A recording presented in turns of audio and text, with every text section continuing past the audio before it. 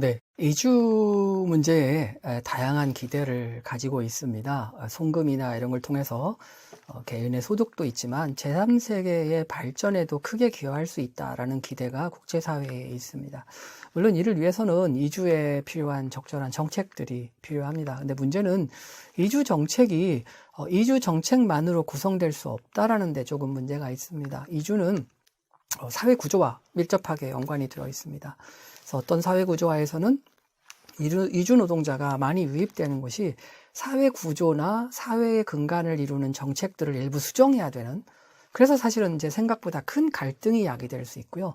브렉시트가 이주자를 통제할 수 없는 상황에 대한 불만, 이주자에 대한 보호 정책이 영국다움을 없앨 수 있다. 유럽과 정책이 동조되면서 영국다움이라고 하는 영국의 정체성이 약화될 수 있다라고 하는 반발에서 나온 거라면 그 배경에는 이제 그런 이유가 있는 겁니다. EU의 자유이동을 막을 수 없고 영국은 사회 구조상, 정책상 인구가 인구 이주에 대한 국가 차원에서의 통제가 필요했고 거기가 충돌하면서 결국은 이제 극우 정당이 득세를 하고 그 과정에서 EU가 브렉시트를 하게 되는 겁니다. 그래서 이주 정책은 사회 구조와의 관련 속에서 살펴볼 필요가 있습니다. 그래서 이 시간에는 잠깐 그거를 한번 짚어보도록 하겠습니다. 자, 다시 이주에 대한 기대 문제를 한번 살펴보도록 하겠습니다. 유출국 효과, 유입국 효과, 긍정적인 효과, 부정적인 효과 이렇게 살펴볼 수 있을 것 같아요. 자, 이주가 나가는 유출국에서는 어떤 효과를 기대할 수 있느냐? 물론 송금이나 이런 것 때문에 개인과 가계소득의 증가를 살펴볼 수 있을 거고요. 혹시라도 발전이 되지 않은 경우에 경제 충격이 있다고 하더라도 이주 노동을 통해서 완충을 할 수 있다면 그런 것들이 정치 경제적인 사회 불안정으로 이어지지 않는 이제 그런 결과를 얻을 수도 있습니다. 어쩌면 그런 부분이 중앙아시아에서 흔히 말하는 권위주의 국가가 경제적인 불안정에도 불구하고 지속될 수 있는 힘이다. 이런 예측까지, 이런 분석까지 나오고 있습니다. 그리고 외환, 경화, 기술 이런 것들을 유입함으로써 국가가 발전할 수 있는 기술적인 그다음에 재정적인 자본의 토대를 마련할 수 있다. 이런 기대들이 있습니다. 유입국도 이주 노동자들을 불러들임으로써 경제 효과를 거둘 수 있다. 앞서서 말씀드린 대로 얼마의 효과가 있다. 이런 분석도 하고 있습니다만 눈에 띄는 건 저임금 혹은 고숙련 노동력을 유입해서 노동력 부족 현상을 메울 수가 있습니다. 이민자 자체에게도 소득 증대, 그 다음에 자기개발의 기회를 얻을 수 있습니다. 이주가 긍정적인 면만 있는 것은 아닙니다. 부정적인 효과도 있습니다. 유출국 면에서 본다면 브레인 드레인, 두뇌가 유출되는 것을 볼 수도 있습니다. 정작 자기 나라에서 중요한 일을 해야 될 사람이 단순 노무직으로 이동하는 경우도 있습니다. 어쨌든 그렇게 유출이 되면 아무래도 발전에는 부정적인 영향을 주겠죠. 이주자가 장기적으로 해외에 나가게 되면 가정, 사회, 육아에 문제가 생기게 됩니다. 마을 전체가 남자들이 전부 이주를 가는 문제, 이런 것들 때문에 사회 문제가 리포트되기도 합니다. 경제 구조가 악화되는 현상도 나타날 수 있습니다. 산업 경쟁력, 장기적으로 경제가 튼튼해질 수 있는, 건전하게 발전할 수 있는 기반을 마련하기보다는 소비재 쪽으로 투자가 돼서 산업 구조가 왜곡되는 현상이 나타날 수도 있습니다. 국가가 개인의 통장으로 들어오는 송금을 어떻게 잘 사회 자본으로 바꿀 수 있느냐 하는 문제가 필요한 부분이죠. 고민이 필요한 부분이라고 할 수 있는데 많은 권위주의 국가에서 그게 잘 안 되는 양상처럼 보입니다. 유입국 효과는 뭐냐? 사회적 비용이 발생합니다. 숙련 노동력 선별 정책으로 이어지기도 하지만 어쨌든 문화적인 충격이나 이런 걸 또 받게 되는 거고요. 이민자 개인에게는 이동 경로에서 나타날 수 있는 많은 위험성을 무릅써야 되는 이제 한계도 있습니다. 다만 경험적으로 국제 이주 노동의 긍부정의 효과가 이렇다라고 단언하기에는 아직도 경험적 증거가 많이 부족하다. 그래서 좀 더 많은 연구가 필요하다라고 할 수 있겠습니다.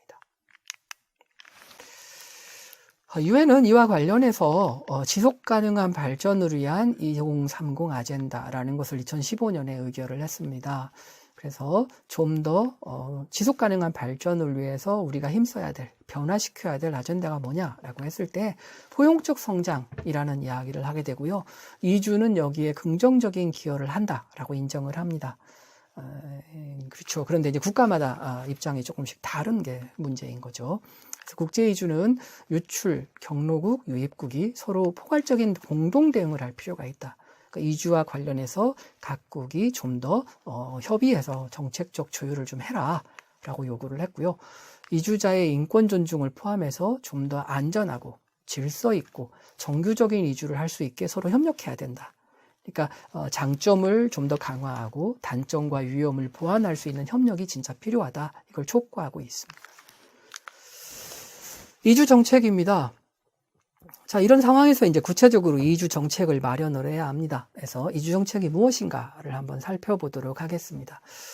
이주의 구성, 출신, 수 등의 변경에 관해서 정해진 목표를 국가가 설계하고 시행하고 하는 법 규정 조치다. 이렇게 정의를 하고 있습니다. 이주와 관련된 어떤 담론이 형성되고 그 담론에 맞추어서 정성을 만들고 그 정책이 실행되고 정책의 결과가 나타나는 과정을 이제 겪게 됩니다. 이주 정책이 수립되고 이행되고 결과가 나오는 거죠. 자, 이 과정에서 몇 가지 문제가 있다라는 연구가 있습니다. 뭐냐면 이주와 관련된 논의가 정책화되는 과정에서 괴리가 발생할 수 있습니다. 처음에 의도했던 것들이 다 정책으로 안 되는 경우가 생기는 거죠. 그래서 그거를 담론 격차라고 이야기하고 있습니다.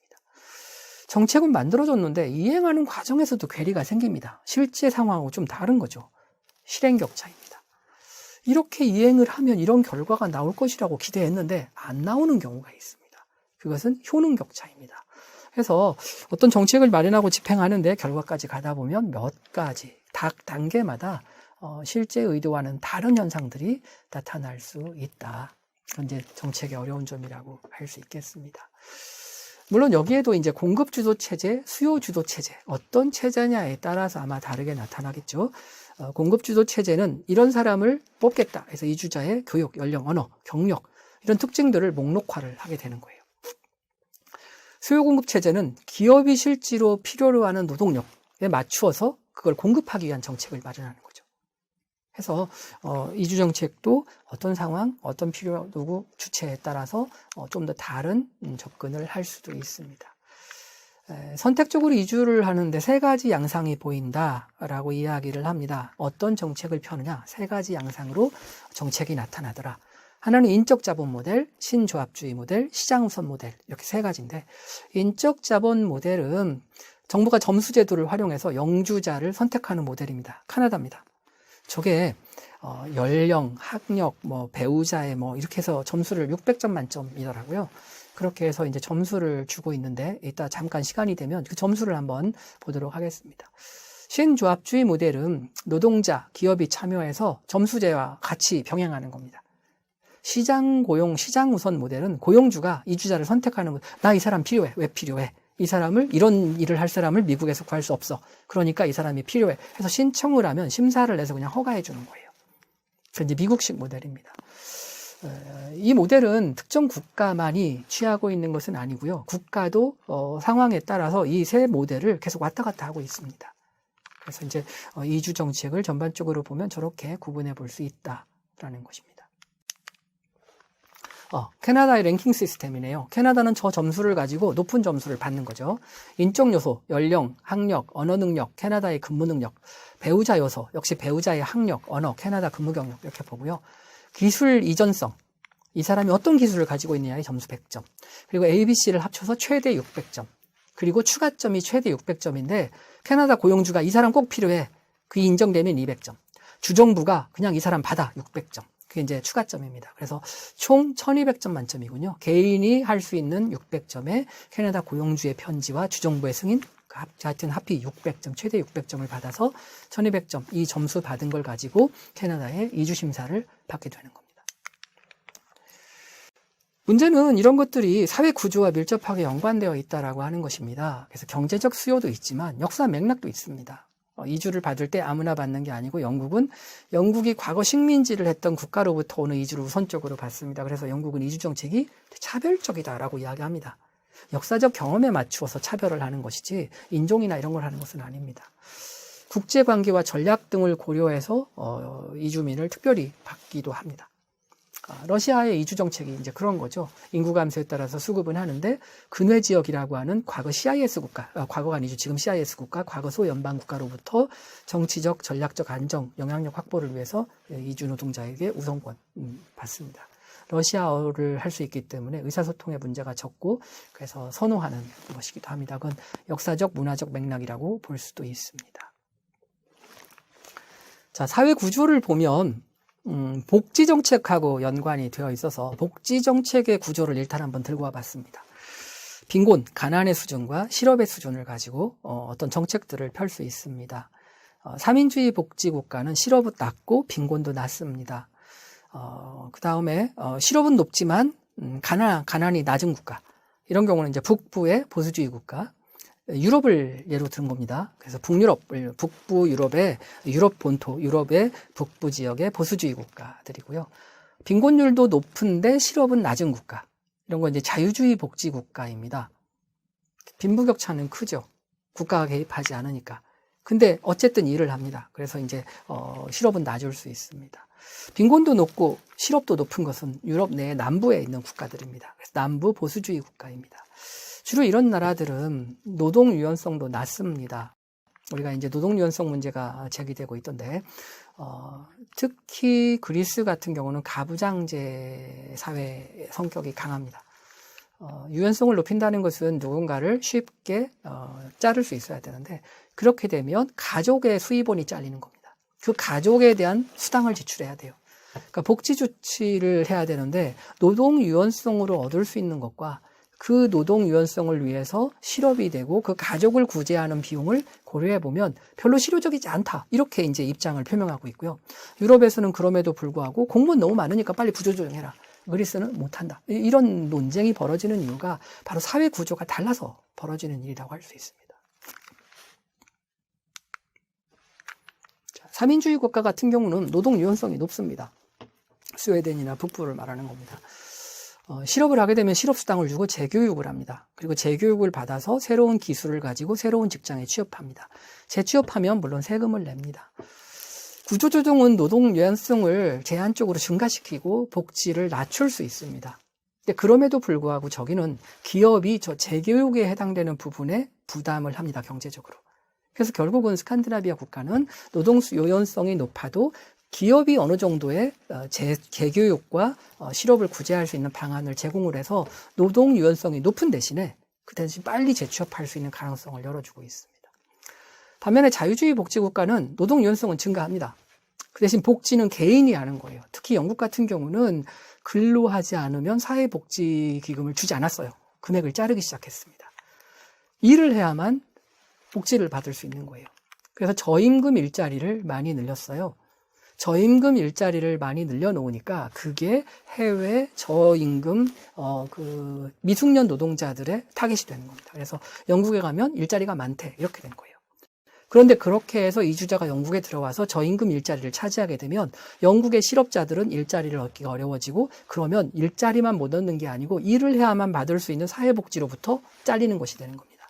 그럼 그 사람들은 구제를 못하게 돼요. 그걸 구제하려면 영국은 아주 간단하게 복지 정책을 수정해야 돼요. 근데 그럴 수가 없는 거죠. 그래서 결국은 이주자를 통제하는 방안으로 가게 되었던 겁니다. 자, 이렇게 보면 사회복지국가, 사회복지의 문제가 사회구조하고 사회복지라는 구조의 문제가 이주와 연결된 걸 볼 수 있을 거예요. 간단하게 영국 사례만 집중해서 보도록 하겠습니다. 자, 1960년에 160만 명, 총인구 6.4%. 2000년에 470만 명, 2010년에 760만 명까지 늘어나고요. 2015년에 854만 명까지 늘어납니다. 이것은 노동당 정부가 영국의 이주자의 유입은 영국 경제에 기여한다. 라는 입장에서 수용한 데 따른 것입니다. 물론 영국은 2001년부터 2010년 사이에 이제 이런 일들을 했었는데 2005년쯤 보수 노동당도 자신들의 정책에 오류가 있다라고 인정을 했어요. 그리고 5년이 지난 10년에 선거에서 지게 되고 보수당이 장악을 하게 됩니다. 그리고 그 다음에 내세운 것이 영국인을 위한 영국의 일자리다. 그 이야기는 영국인이 노동 유연성을 높여서 경쟁력을 높이려면 실업자가 일하면서 최저임금을 못 받는 걸 정부가 메워줘서 최저임금을 주기 때문에 일자리를 영국인에게 주어야겠다는 의지를 밝힌 것이고요. 이주를 차단하려고 했었고 그 이주 차단이 EU에 의해서 자유이동의 원칙에 어긋나기 때문에 막히고 그것이 반EU 정서로 발전하게 되는 겁니다. 그래서 이주 정책이라는 것이 이주는 좋은 것이니까 받아야 돼요. 이렇게 쉽게 결정할 수 있는 문제는 아니라는 거예요. 사회 구조와 조응을 해서 맞춰야 되는 문제이다. 라고 말할 수 있고요.